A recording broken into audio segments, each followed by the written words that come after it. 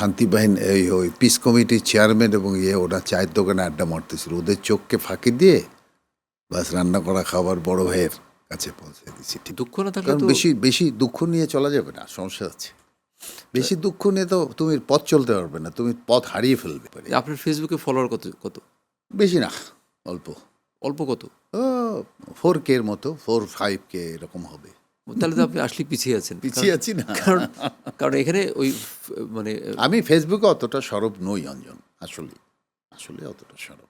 এটা কি আগের থেকে না নাকি আগে থেকে আমার কাছে মানে আমার কাছে আসলে বিষয়টা হলো যে একটা যোগ্য মানুষকে যদি সঠিকভাবে মূল্যায়ন করবে কে, সঠিকভাবে মূল্যায়ন তো যারা দোজ ইউ আর ডিরেক্টর তারাই তো করবে, তাই না?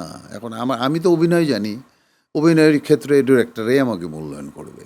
তো কেন করবে না, কেন করছে না জানি না। দুঃখ আছে এটার জন্য আপনার? হ্যাঁ, মাঝে মাঝে দুঃখ হয়, আবার ভুলে যাই। দুঃখ না থাকলে কারণ তো বেশি বেশি দুঃখ নিয়ে চলা যাবে না, সমস্যা আছে। বেশি দুঃখ নিয়ে তো তুমি পথ চলতে পারবে না, তুমি পথ হারিয়ে ফেলবে বেশি যদি দুঃখ। ওই ইট খুলে নিয়ে যাবে মানুষ, একদম ইট খুলে নিয়ে যাবে, ভেতর থেকে ভেঙে পড়েছে ওটা বুঝতে দেওয়া যাবে না, না, তাহলে ইট খুলে নিয়ে চলে যাবে। ইট খুলে নিয়ে চলে যাবে। তো এখন মানে আমি কেন বলছিলাম দুঃখবোধ আছে কি না, কারণ দুঃখবোধ প্রত্যেকটা মানুষেরই থাকে। হ্যাঁ, তার কাজের ক্ষেত্রে কাজের মূল্যায়নটা না হলে সেটা থাকে অবশ্যই। আপনি ধরেন এই চরিত্রটা আপনি করতে পারেন, আপনি জানেন, এই যে আপনি বললেন যে আমি অ্যালেন স্বপন 3-তে আমি একটা ইম্পর্টেন্ট ক্যারেক্টার পাবো, যদি না পান তখন আপনার দুঃখ লাগবে না? না পাওয়ার কোনো কারণ দেখছি না। না, এরকম তো অনেকবার হয়েছে না আপনার সাথে নাকি? হ্যাঁ, হয়েছে। তাহলে আপনি না পাওয়ার কারণ দেখছেন, এটা কীভাবে বলেন? এটাও ঠিক, দেখা যাক। এটা কি হোপ ফর দ্য বেস্ট। এটা কি ভবিতব্য নিয়তি? না, হোপ ফর দ্য বেস্ট একটা কথা আছে না, হোপ ফর দ্য বেস্ট। আমি সেই আশাই বুক বাঁধি। সমস্যা কোথায়? আমরা নাটক নিয়েই কথা বলছিলাম, নাটক নিয়ে এবং সিনেমা নিয়ে এবং আমাদের সমসাময়িক বিষয়বস্তু নিয়েই কথা বলছিলাম। আমি আপনার শৈশব নিয়েও কিছু কথাবার্তা জিজ্ঞেস করবো, প্লাস 71 নিয়ে কিছু কথাবার্তা জিজ্ঞেস করবো। একটা ব্রেকের সময় হয়ে আসলো, একটা ব্রেক নিয়ে ফেলি। আমরা আবার ফিরে এলাম আমাদের অনুষ্ঠানে, সিভিক রয়্যাল রিসোর্ট প্রেজেন্টস কিছু প্রিয় অপ্রিয় প্রশ্ন। এই অনুষ্ঠানে আজকে আমার অতিথি খলিলুর রহমান কাদরি। কাদরি ভাই, আমরা কিন্তু একটা হাই পিকে চলে যাচ্ছিলাম এবং মনে হয় প্রিয় প্রশ্নের সাথে সাথে কিছু অপ্রিয় প্রশ্ন করেছি। সমস্যা নেই, আপনি তুমি দুঃখ তুমি তো পেয়েছেন নাকি? প্রশ্ন করবে, আমি উত্তর দেওয়ার চেষ্টা করব। না, আমার কোনো সুযোগ নাই বোধহয়, না তোমাকে কোনো প্রশ্ন না, করার আমার কথা যে এখানে প্রশ্ন না, আমাকে আপনার সুযোগ নেই। সুযোগ নেই। তো আচ্ছা, আবার এখানে কি প্রশ্ন উত্তরের খেলা না, আমাদের আসলে আড্ডার আড্ডা। 71-এর কথা ফিরে যাই। 71-এ আপনার বয়স কত ছিল? 71-এ আমার বয়স কত? 12।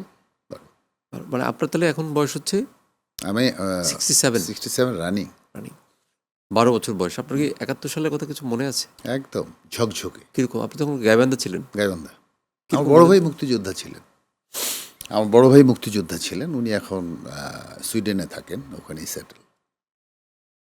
আমার বড় ভাই এবং মেজো ভাই দুজনেই গিয়েছিলেন। বড় ভাই মেজো ভাইকে বাড়িতে ফেরত পাঠিয়ে যে না, দুজন থাকা যাবে না, আমি একাই থাকি। বড় ভাই যুদ্ধ করেছে সম্মুখ সমরে, আমার মনে আছে।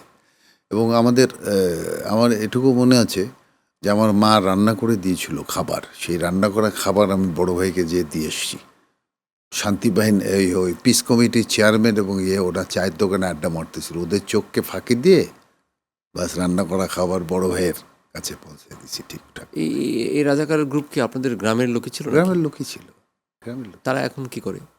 তারা এখন কেউ মারা গেছে, অনেকেই মরে টরে গেছে, অনেকেই বেঁচে আছে, বার্ধক্যজনিত কারণে সবাই ভুগছে হয়তো।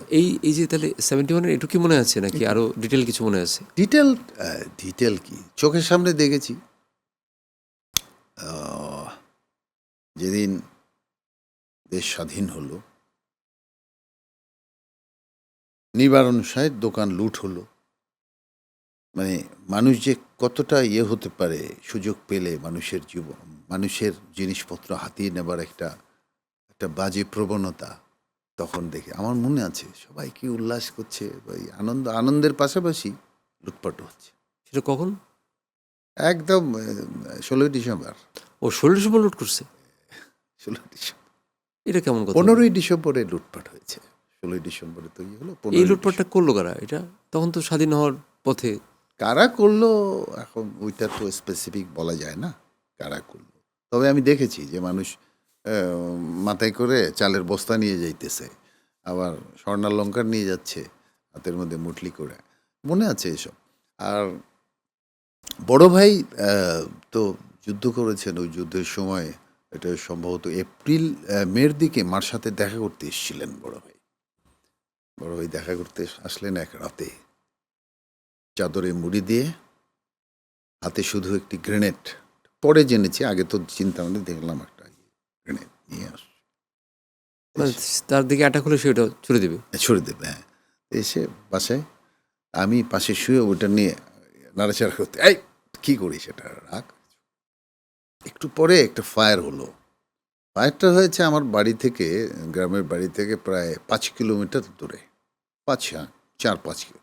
মনে হলো যে বাসার সামনে, বাড়ির সামনে বোধহয় ফায়ারিংটা হলো। বড় ভাই এক মুহূর্ত দেরি করেনি। দেরি না করে তারপরে ক্রলিং করে করে নদীর পাড়ে গেছে। নদীর পাড়ে ভেলা ছিল, ভেলায় বৈঠা ছিল না, 2 হাত দিয়ে ভেলা ঠেলে ওপারে গেছে। যে এক বাড়িতে ভোর হয়ে গেছে, এক বাড়িতে যে উঠেছে। বাড়িতে যে উঠেছে ওটা ছিল, বাড়িটা ছিল পিস কমিটির চেয়ারম্যানের বাড়ির পাশের বাড়ি।